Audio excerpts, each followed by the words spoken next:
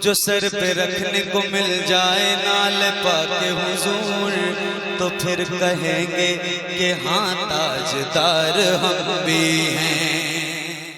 इजाजत दे दे तो मैं रईसुल कलम के सफर का एक हिस्सा अर्ज कर दूं, चूंकि दस्तगीर की बात आ गई। नवाजिश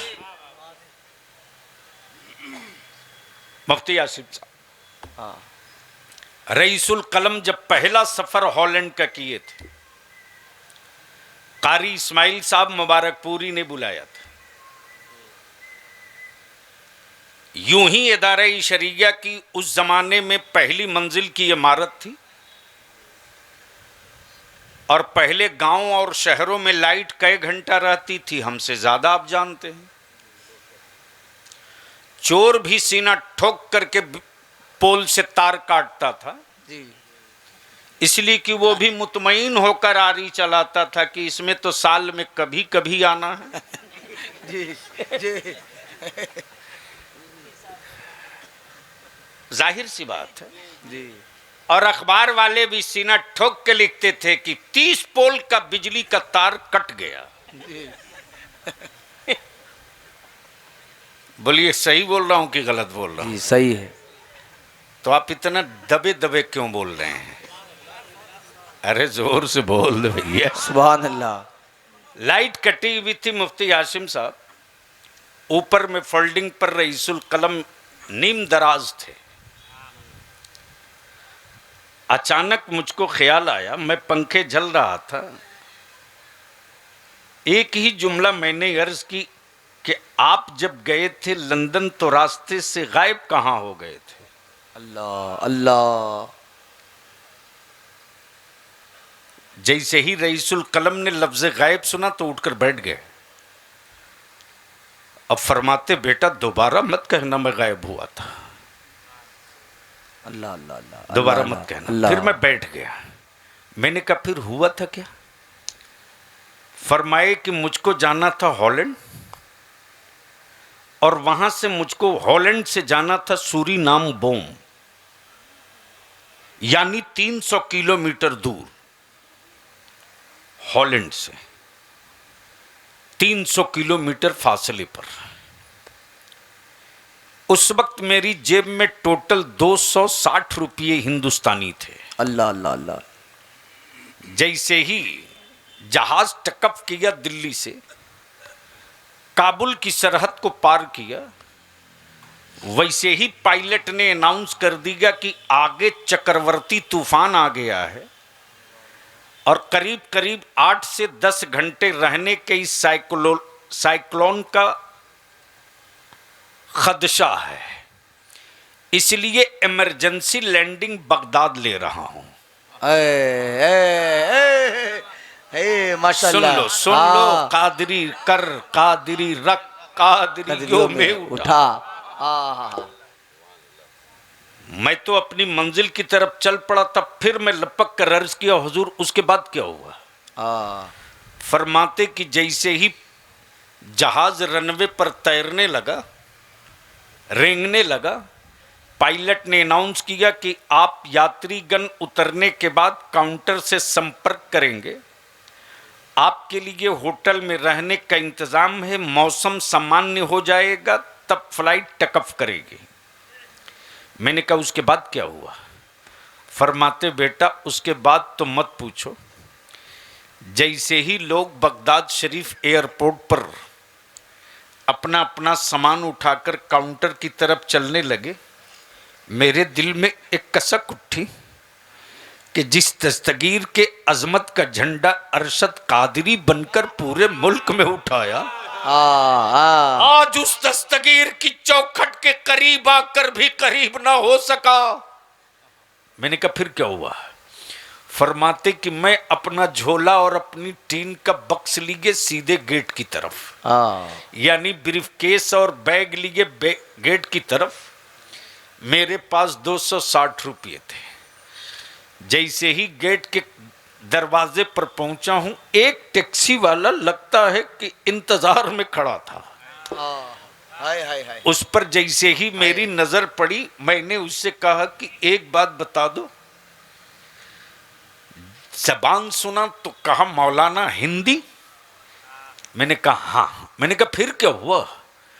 फरमाते कि जैसे ही मैंने उस टैक्सी के ड्राइवर से कहा कि यहां से बड़े पीर गौसे आजम का मज़ार मोहल्ला कितना दूर है, टैक्सी का ड्राइवर बोल रहा मौलाना आप कादरी हैं? अल्लाह अल्लाह अल्लाह माशाल्लाह माशाल्लाह। आप कादरी हैं? मैंने कहा फिर क्या हुआ? फरमाए अल्लामा की मत पूछो, उस वक्त मेरी कैफियत। मैंने कहा हाँ हाँ मैं कादरी हूं, कादरी हूं। ये बताओ कि भाड़ा क्या लोगे? टैक्सी का ड्राइवर बड़े बड़े ऐसा लगा जैसे दस्तगीर ने इंतजाम किया हो। टैक्सी का ड्राइवर कहता मौलाना कादरी कहीं कादरी से किराया मांगता है। अल्लाह अल्लाह मौलाना कादरी कहीं कादरी से किराया मांगता है। आप तशरीफ तो रखें। ले गया, छोड़ दिया। जैसे ही गुंबद पे नजर पड़ी है, जैसे ही बाबे मोहल्ला देखा है, मैं भूल गया कि मुझे आगे भी जाना है। एक एक दर्द याद करके अपने दस्तगीर को सुनाते रहा, एक एक जख्मों को याद करके मैं उनको बताते रहा। अचानक रात की 2:45 बज गए। मैं भूल गया कि मुझे कहीं बाहर भी जाना है, मैं भूल गया। 2:45 बजे किसी ने आकर आवाज दी मौलाना कोई आपका बाहर में इंतजार कर रहा। अल्लाह अल्लाह अल्लाह अल्लाह अल्लाह। मैं बाहर जैसे ही निकला तो उस वक्त के आस्ताने मोहल्ला के साहब सज्जादा सर पे सेनी में कोई चीज लिए, सर से ऊपर हाथ पर उठाए लिए खड़े और कहे जा रहे मौलाना ये आपकी अमानत मेरे पास रखी थी, पीराने पीर का हुक्म दिया है, हिंद से कादरी आया है, अता किया है। नारे तकबीर, नारे रिसालत, फैज़ाने गौसे आजम, नारे तकबीर। मोहब्बत से बोल लो सुभान अल्लाह सुभान अल्लाह। जोर से बोल लो। मैंने कहा फिर क्या हुआ? तब रईसुल कलम फरमाते तुझे याद है मैंने तुझको अलमारी से जो चाबी देकर जो चीज निकलवाई थी मुफ्ती साहब किबला। अचानक रईसुल कलम ने एक बार बड़े मस्त थे तो रात को फरमाते इधर आओ। गया, फरमाते कि वजू करके आ, वजू करके आ। फरमाया जेब से चाबी निकाल, अलमारी खोल, खोल दिया। फरमाते लॉकर खोल, खोल दिया। फरमाते कि देख एक शीशे का डब्बा होगा। मैंने कहा जी। कहा बड़े एहतराम से दुरूद पढ़ते निकाल। अल्लाह अकबर। मुझे नहीं पता कि ये नेमत हमें रईसुल कलम अता कर रहे हैं। मैंने कहा जब रात को 2:30 बज गए कोई बाहर खड़ा था तो था क्या? फरमाते जो अलमारी में शीशे में छोटा सा कुलाह का हिस्सा था वो वही तो मेरे लिए सब कुछ था कि मेरे पीराने पीर के साहबे सज्जादा को दस्तगीर ने हुक्म दिया था अब्दुल कादिर के कुलाह के हिस्से को अरशदुल कादिरी को अता कर। माशाल्लाह सर पे लिए खड़े। मैंने कहा उसके बाद क्या हुआ? फरमाते मैं वहां से एयरपोर्ट आ गया। आने के बाद पता चला जहाज चला गया। अब मेरे पास कुछ नहीं, 260 रुपये थे, इंडियन 260 रुपये। मैं एयरपोर्ट पर पड़ा रहा। बस मेरे पास सिर्फ एक ही चीज थी, एक दिल था, एक आंखों के आंसू थे। ये धड़कता था, ये बहती थी, ये चीखता था, ये चीखता था, आंखें सुलगती थी। मैंने कहा फिर क्या हुआ? फरमाते कि बस मत पूछो, रात बीतने के करीब आई है, 2:30 बज गए। 2:45 बजे उसी एयरपोर्ट पर, एयरपोर्ट के बाहर एयरपोर्ट का सुपरिटेंडेंट ढूंढते हुए चूंकि मिसिंग की रिपोर्ट लग गई हॉलैंड में, इंडिया से आने वाला एक कादरी मिस गायब। यह खबर पहुंची है बरेली शरीफ हुजूर मुफ्ती आजम के पास, अल्लाह यह खबर पहुंची मुबारकपुर हुजूर हाफिज मिल्लत के पास। पूरी सुन्नियत में हंगामा है। उस जमाने में रईसुल कलम के बड़े भाई आसिफिया हुजूर फैजुल आरफीन रामपुर मिलक में रहते थे। वो दौर हजरत मुफ्ती साहब आपके बरेली शरीफ का था। इस तपती हुई धूप में पैदल मिलक से बरेली शरीफ हुजूर मुफ्ती आजम फतवा तहरीर फरमा रहे हैं। दोपहर का वक्त है।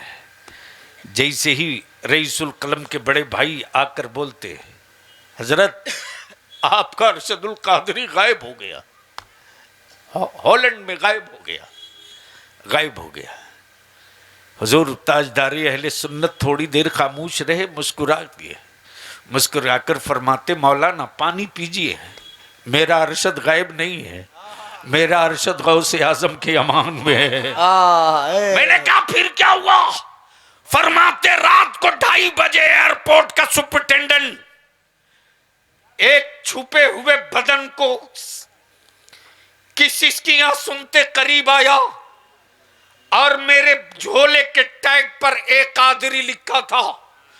टैग पर एक कादरी देखा, पढ़कर बोल पड़ा, ये वही हैं जिनको ढूंढने के लिए पूरे बगदाद की हुकूमत लगी है।